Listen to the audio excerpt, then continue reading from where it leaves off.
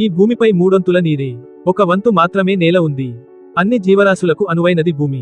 Oxygen ఉన్న ఏకైక గ్రహం కూడా ఈ భూమే. అయితే భూమితో పాటు ఇంకా ఏమైనా ఉన్నాయా అని పరిశోధన చేస్తున్నారు. ఇక భూమిపై ఉన్న సముద్రాలు అనేక జీవరాశులకు నిలయాలు. ఈ భూమి మనిషికి అనేక రకాలుగా ఉపాధి కల్పిస్తోంది. నిత్యం సముద్రంపై ఆధారపడి కోట్ల మంది జీవనం సాగిస్తున్నారు. జల మార్గంగా కూడా సముద్రాలు ఉపయోగపడుతున్నారు. అయితే ఈ సముద్రంలో అది కనిపిస్తే మాత్రం మన చచ్చినట్లే. అదే నిమో పాయింట్. సునామీ ముప్పు పక్షులకు ముందే ఎలా తెలుస్తుంది? అమెరికాలో ఏం జరిగిందంటే, పసిఫిక్ మహాసముద్రంలో నిమో పాయింట్. పసిఫిక్ మహాసముద్రంలో భూమిపై అత్యంత ఒంటరి ప్రదేశం ఇది. దీనిని ఓషియానిక్ పోల్ ఆఫ్ ఇన్యాక్సెసిబిలిటీ అని కూడా అంటారు. ఈ ప్రాంతం భూభాగాల నుంచి అత్యంత దూరంగా ఉండటం వల్ల ఇక్కడ చేరుకోవడం లేదా బతకడం అసాధ్యం.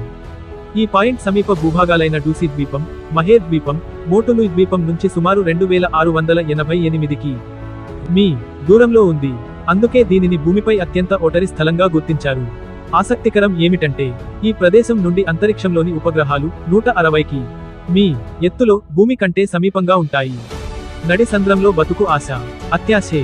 నిమో పాయింట్లో ఉండటం ఒక విపత్కర అనుభవం. ఎందుకంటే ఈ ప్రాంతం నౌకాయాన రూట్ల నుంచి దూరంగా ఉంది.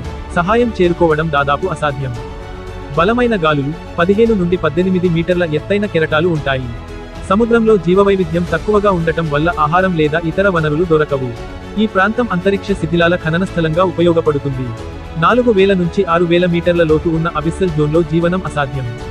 ఈ కారణాల వల్ల ఈ ప్రదేశంలో చిక్కుకుంటే బతుకుపై ఆశలు ఉండవు. ఉపగ్రహాల శ్మశానం.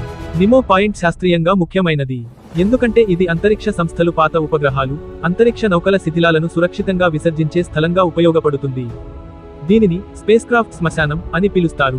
ఎందుకంటే ఇక్కడ మానవ సంచారం ఉండదు. అందుకే ఉపగ్రహాలను ఇక్కడ పడేలా చేస్తారు. దీని పేరు Jules Verne 20,000 leagues under the sea నవలలోని కెప్టెన్ నిమో నుండి వచ్చింది. ఇక్కడ నిమో అనే పదం లాటిన్లో ఎవరూ లేని అని సూచిస్తుంది.